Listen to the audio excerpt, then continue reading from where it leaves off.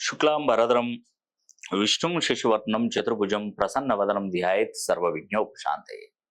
నమస్తే అండి, నేను మీ రామకృష్ణ నిహాన్, ఆస్ట్రో న్యూమరాలజిస్ట్ని. అందరూ ఎలా ఉన్నారు? గుండె మీద చేయి వేసి చెప్తున్నానండి, నేను చెప్తున్నటువంటి రాశులకు ఇక నుండి మహర్దశే కలగబోతుంది. ఆ పరమేశ్వరుడు మీకు అనుగ్రహం కలిగిస్తాడు, మీకున్నటువంటి కష్టాలన్నీ కూడా కడతీరుస్తాడు. ఇప్పటికైనా మీకు ఒక మంచి టైం అనేది కూడా మొదలైంది. బాగుపడండి, బాగుపడుతూ ఉండాలి. నా ఆశీస్సులు, ఆ పరమేశ్వర ఆశీస్సులు ఎప్పుడు మీకు ఎల్లవేళలా కలిగే ఉంటాయండి. నేను ఏదైనా కూడా క్లారిటీగా, ఓపెన్గా చెప్తారు. మీరు బాధపడతారా, నష్టపోతారా, ఇబ్బంది పడతారా అని నేను చూడను. ఒక అతను నా దగ్గరకు వచ్చినప్పుడు రియల్ ఎస్టేట్ వ్యాపారం చేస్తున్నాడు. అతను ఏజెంట్గా. అతను చేసేది వెంచర్లింగ్ కాదు, రియల్ ఎస్టేట్ వ్యాపారంలో గత 15 సంవత్సరాల నుండి అనుభవంతో ఏజెంట్గా చేస్తున్నాడు. పైసా కూడబెట్టుకొని ఈ 15 సంవత్సరాలలో సుమారు 2 కోట్లు సంపాదించుకున్నాడు. కష్టపడ్డాడు, బాగా కష్టపడ్డాడు. ఇల్లు కూడా కట్టుకోలేదు. ఇల్లు కూడా లేదండి అతనికి. నాకు ఇల్లు కూడా లేదు సార్. ఇల్లు కట్టుకుంటే ఇంటి మీద ఇన్వెస్ట్మెంట్ ఎందుకు? ఇదే డబ్బులు ఇంకా వేరే ఏదన్నా నా తెలివితేటలతో, నాకున్నటువంటి సర్కిల్తో ఏదైనా ఒక చిన్న వెంచర్ చేసినా దాని నుండి స్టార్ట్ అవుతాయి కదా. నా బిజినెస్ ఉంచుకుంటాను సార్, 2 కోట్లు ఉన్నాయి నా దగ్గర అని చెప్పాడు.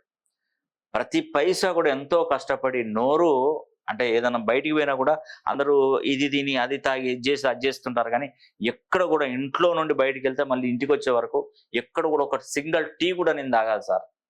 ఎందుకంటే నేను ఒక రేంజ్కి ఎదగాలి, నాకు ఆ కసి ఉంది సార్, నేను బాగా ఉన్నతంగా కోటీశ్వరుని కావాలి అని అన్నాను.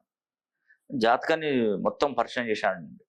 అతను ఏం చెప్పాడంటే, నా దగ్గరికి వచ్చినటువంటి కారణం ఏంటంటే, తను రియల్ ఎస్టేట్ వ్యాపారంలో ఒక వెంచర్ చేస్తున్నాను. అది ఒక 10 ఎకరాల బిట్ ఉంది. కూడా లేఅవుట్ ప్లాట్లు చేసి అమ్ముదాం అనుకుంటున్నాం. అది 10 ఎకరాలంటే సుమారుగా 30 కోట్ల రూపాయలు ల్యాండ్కే పోతుంది. అంటే 10 ముళ్ళ 30 కోట్ల రూపాయలు ల్యాండ్కే పోతున్నాయి. మేము 4 ఉన్నాం పార్ట్నర్స్. మేము 2 కోట్లు పెడదాం అనుకుంటే 8 కోట్లు అవుతుంది.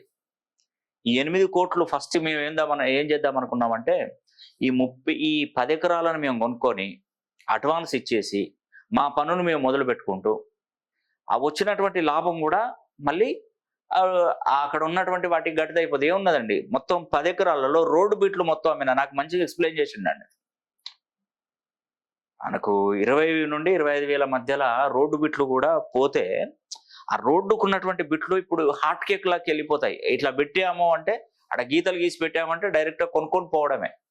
అవి సుమారుగా ఒక 10-15 కోట్ల రూపాయలు వచ్చే అవకాశాలు ఉన్నాయి. సో ఓన్లీ రోడ్ సైడ్ బిట్లు అమ్ముతాయి, టకిమని వెళ్ళిపోతాయి. అక్కడ మా దగ్గర 8 కోట్లు ఉన్నాయి, ఇదొక 15 కోట్లు, 25 కోట్లు. అంటే దాదాపుగా ఈజీగా నేను ఆ వెంచర్ మనం చేసుకోవచ్చు అనే ఉద్దేశంతో అతను చెప్పాడండి. చెప్తే చాలా సంతోషం వేసిందండి. మంచిగా చెప్పాడు, వివరంగా చెప్పాడు. నేను గవ్వలు వేసి తాళపత్ర గ్రంథాల్లో చూసి నువ్వు దీంట్లో పెట్టుబడి పెట్టకు, లాస్ ఏర్పడుతుంది అని చెప్పాను. ఎట్లా లాస్ ఏర్పడుతుంది? ఎట్టి పరిస్థితులలో లాస్ ఏర్పడదు సార్. ఎందుకంటే నా 15 సంవత్సరాల అనుభవంతో చెప్తున్నాను. దీన్ని కనుక నేను మిస్ చేస్తే నా జీవితంలో మళ్ళీ నేను ఇలాంటి ఫ్లాటింగ్ చేయలేను, నేను అసలు చేయలేను అని చెప్పాడు. 2 చేతులు దండం పెట్టానండి. నువ్వు ఆవేశంతో ఉన్నావా, లేదంటే తెలిసి మాట్లాడుతున్నావా, తెలియక మాట్లాడుతున్నావా నాకు తెలియదు.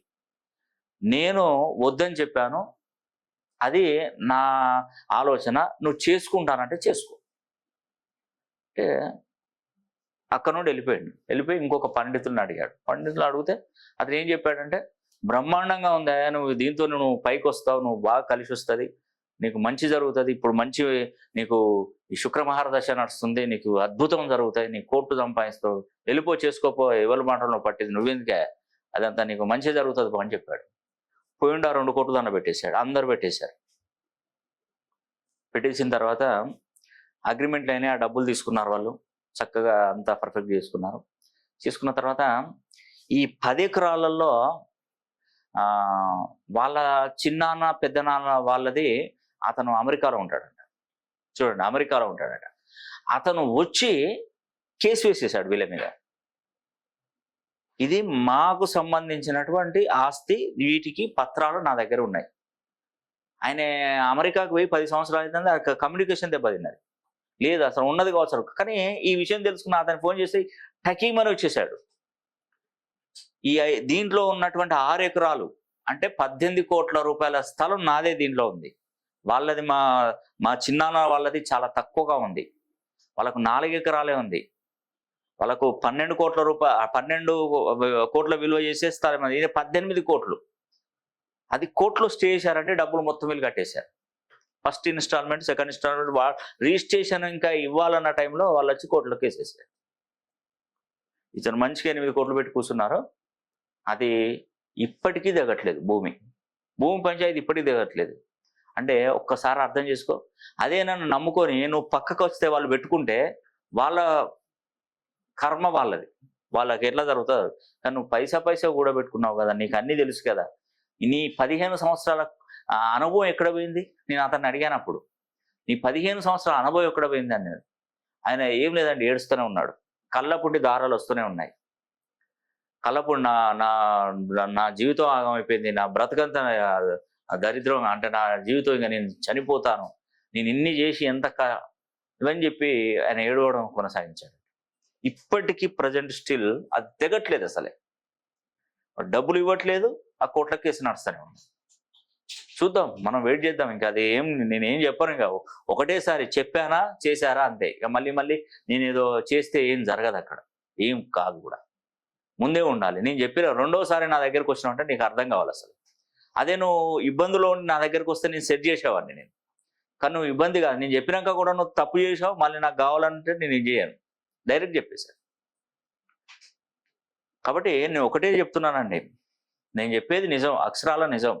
మీరు ఏదైనా వ్యాపారాలు చేసినా, ఏదైనా వివాహాలు చేసుకున్నా, ఏదైనా విదేశాలకు వెళ్ళాలనుకున్నా, ఏదైనా ఉద్యోగ ప్రాప్తి కోసం ప్రయత్నిస్తున్నా, ఏముందండి మనం ఎన్నో ఖర్చు పెట్టుకుంటున్నాం. నాకు ఇచ్చే ఫీజు పెద్ద ఖర్చు అండి. అది నాకు ఇచ్చే ఫీజు ఖర్చా? ఒకటి చెప్తున్నాను ఏమిటండి, డబ్బులు ఇచ్చి అంటే నీకు ఏదైనా నేను మంచి చేశాను అనుకోండి, దానికి తగ్గట్టుగా నాకు కొంత ఇస్తారు కాబట్టి అక్కడికి బ్యాలెన్స్ అయిపోతుంది. నేను చేసిన మంచికి నువ్వు నాకు అమౌంట్ కట్టావు, అది నీకు మంచి జరుగుతుంది. అది నేను ఉచితంగా నువ్వు తీసుకున్న ప్రతి ఒక్కటి నీకు పనిచేయదు. నా ఫ్రెండ్స్ ఉన్నారు, నా బంధువులు ఉన్నారు, ఉచితంగానే కరెక్షన్ ఇస్తాను. ఏమున్నది? రాదు, అసలు పనిచేయదు. ఉచితం అనేది పనిచేయదు. నేను ఇప్పుడు నేను ఆ విషయం నేను చెప్పలేను. ఒకవేళ నేను డబ్బులు తీసుకున్నాను అనుకో, అబ్బా చూసారా రామకృష్ణ గారు మా చుట్టూ ఆయనే, బంధువులు ఆయనే, మేము డబ్బులు మా దగ్గర తీసుకున్నాడు డబ్బులు అంటారు. నేను తీసుకుంటానా? తీసుకోను, వాళ్ళే ఇవ్వాలి. కనీసం వాళ్ళకి తెలిసి ఉంటే మంచిది, కానీ మనం చెప్పలేమండి, అసలు ఎట్టి పరిస్థితుల్లో చెప్పలేం. కాబట్టి ఉచితంగా తీసుకున్నటువంటి కరెక్షన్లు అవి పనిచేయవు, గుర్తుపెట్టుకోండి. అందుకే నేను ప్రతి ఒక్కరికి చెప్తున్నాను, నువ్వు ఎన్నో ఖర్చు పెట్టుకున్న హోటల్కి పోతే 4-5 వేలు 10 వేలు ఖర్చు అవుతుంది. ఎక్కడికైనా వెళ్ళినా ఖర్చు అవుతుంది, ఒక పూటకు పని చేస్తుంది. అది జీవితకాలం కదా. అది చెప్తే చాలా మంది ఇది కమర్షియల్ అంటారు. ఎవరైనా ఒక గ్లాస్ వాటర్ ఇవ్వాలన్నా కూడా ఎవరు ఇస్తారండి ఈ రోజులలో? ఇవ్వాలని చెప్పండి. ఒక గ్లాస్ వాటర్ పైసలు పెట్టే కొనుక్కోవాలి. ఏదైనా ఒక నీళ్లు కొనుక్కోవాలన్నా పైసలు పెట్టే కొనుక్కోవాలి. ఎవరు ఇవ్వరండి, గుర్తుపెట్టుకోండి. మొన్న ఒకతను ఫోన్ చేసి, సార్ అంటే ఒక 3-4 సంవత్సరాల క్రితం ఆయన లాస్ అయ్యి నా దగ్గరకు వచ్చాడు. ఏంటంటే, సార్ నేను యూట్యూబ్లో చూశాను సార్, యూట్యూబ్ కాదు ఫేస్బుక్లో చూశాను సార్, వాళ్ళు ఏదో స్వచ్ఛంద సంస్థ పెడుతున్నారంటే వాళ్ళకి డబ్బులు కొన్ని కోట్ల రూపాయలు మన ఇండియాలో పెట్టుబడి పెడతారట. వాళ్ళు స్థలం కోసం వెతుకుతున్నారు. అన్నీ నేను లక్కీగా ఎంపిక అయ్యాను, నా గురించి తెలుసుకున్నారట, మా విలేజ్లో కూడా నా గురించి తెలుసుకుంటే నువ్వు మంచివాడు అని చెప్పారట. అందుకే నీ పేరు మీద ఈ ఫండ్ అంతా ట్రాన్స్ఫర్ చేస్తానా, నువ్వు ఆ డబ్బులను ఖర్చు పెట్టు, అన్ని ఇల్లు కట్టించు, అన్ని ఆశ్రమం లాగా పెద్దది కట్టించి అనాథ వృద్ధులకు ఆశ్రమానికి చేయి అని చెప్పేసి కొన్ని 2,000 కోట్లు శాంక్షన్ చేసిండట. ఇతను ఏం చేశాడంట, 2,000 కోట్లు నాకే వస్తాయి కావచ్చు అంటే, మరి ఏంటి అని అడిగితే బ్యాంకు ప్రాసెస్ ఉన్నది. ఇది ఆ డబ్బులు ఇన్కమ్ ట్యాక్స్కి ఏదో కట్టాలి, అది కట్టాలి, ఇది కట్టాలి. దీనికి ఫస్ట్ కావాలంటే ఇనిషియల్గా మనం ఒక 20 లక్షలు అయితే ఫస్ట్ కావాలి మనకి. 20 లక్షలు కడితేనే కొంత అమౌంట్ నీకు రిలీజ్ అవుతుంది. ఆ తర్వాత మళ్ళీ నీకు రిలీజ్ అవుతాయి అని చెప్పేసి అలా ఇలా అని చెప్పేసి 50 లక్షలు గుంజులు పెట్టింది.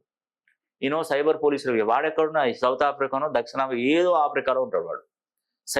సైబర్ మోసగాళ్ళు వీళ్ళంతా. నా దగ్గరకు వచ్చి, అయ్యా ఇట్లా జరిగింది ఈ సంగతి అంటే, ఏం జరుగుతుంది, ఏం చేస్తుంది దానికి? ఎవరిస్తారండి మనకు? ఊరికే డబ్బులు ఎవరిస్తారు? 100 కోట్లు 500 కోట్లు నీకు పెట్టుబడి పెడతారా? ఇంతమంది ఇన్ని కోట్ల జనాభాలో 750 కోట్ల జనాభాలో నిన్నే సెలెక్ట్ చేసుకొని నీకే ఇస్తారా? అది ఎట్లా నమ్ముతారండి? అసలు ఏ విధంగా నమ్ముతారు నాకు అర్థం కాలేదు. గొప్ప గొప్ప పెద్ద పెద్ద ఆఫీసర్లు కూడా ఈ ట్రాప్లో పడిపోతున్నారండి. సైబర్ క్రైమ్ వాళ్ళు డిపార్ట్మెంట్ చూస్తే బిత్తరపోతున్నారు. అసలు ఎలా నమ్మారు? ఎడ్యుకేటెడ్ కానివాడని నమ్మాడంటే అది వేరు, కానీ ఎడ్యుకేటెడ్గా మంచి చదువుకున్న వాళ్ళు కూడా ఈ ట్రాప్లో దిగబడుతున్నారు. అందుకే నేను చెప్తున్నానండి, ఏదైనా కూడా ఈ బెట్టింగ్ యాప్స్ అయినా ఏదైనా కూడా గుర్తుపెట్టుకోండి, అది మనకు మంచిది కాదు. ఎందుకంటే వాళ్ళు సెలబ్రిటీలకు కానీ వాళ్ళకి కానీ వీళ్ళకి కానీ ఎందుకు డబ్బులు ఇచ్చి పబ్లిసిటీ చేసుకున్నారు? జెన్యున్గా ఉంటే పబ్లిసిటీ ఏది అవసరం ఉండదండి. ఏ పబ్లిసిటీ అవసరం లేదు, దానంతట అదే వచ్చేస్తుంది. ఖచ్చితంగా నేను చెప్తున్నాను. పబ్లిసిటీ వీళ్ళను పబ్లిసిటీ చేయించుకొని వాళ్ళు లక్షల కోట్లు సంపాదిస్తున్నారు ఆ బెట్టింగ్ యాప్స్ వాళ్ళు. కాబట్టి పబ్లిసిటీ అనేది అవసరం లేదండి. ఎందుకంటే పబ్లిసిటీ నువ్వు జెన్యున్గా చేస్తే నీకు మంచిగానే ఉంటుంది. పబ్లిసిటీ అనేదే అవసరం లేదు. అది నేను చెప్పేటువంటి విషయం. నేను గుండెల మీద చేయి వేసి చెప్తున్నాను. నేటి నుండి నేను చెప్తున్నటువంటి రాశులకు మహర్దశ తులారాశి, వృషభ, సింహ, కుంభ ఈ 4 రాశులలో జన్మించేవారు. ఇక నుండి మీ జీవితం చాలా అద్భుతంగా మలుపు తిరగబోతుంది. ఒక్కసారైనా మీ పేరును మంచి సంఖ్యాబలంలోకి మీరు మార్చుకునే ప్రయత్నం చేయండి. ఈ వీడియో కనుక మీకు నచ్చినట్లయితే లైక్ చేయండి, షేర్ చేయండి, కామెంట్ చేయండి. సర్వే జనా సుఖినో భవంతు.